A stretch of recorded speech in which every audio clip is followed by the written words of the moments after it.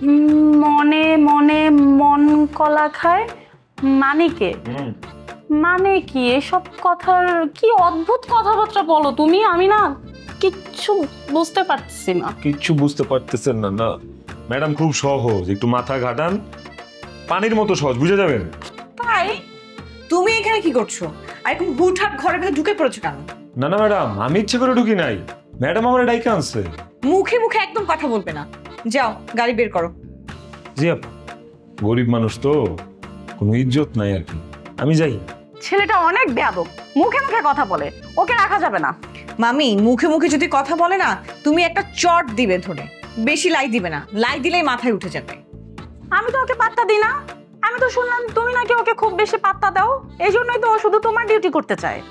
মোটেও না, তুমি ভুল শুনেছো, আমি কখনোই কোনো পাত্তা টাত্তা দেই না, আমি সারাক্ষণ ওকে দৌড়ের উপর রাখি। আচ্ছা আসি, চলো।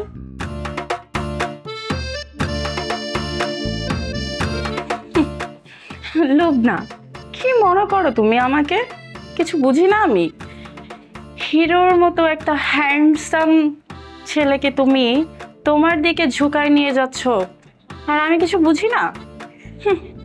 আমি রোমা থাকতে এটা তো কিছুতেই হতে দিব না, কারণ এই হিরোটা শুধু আমার।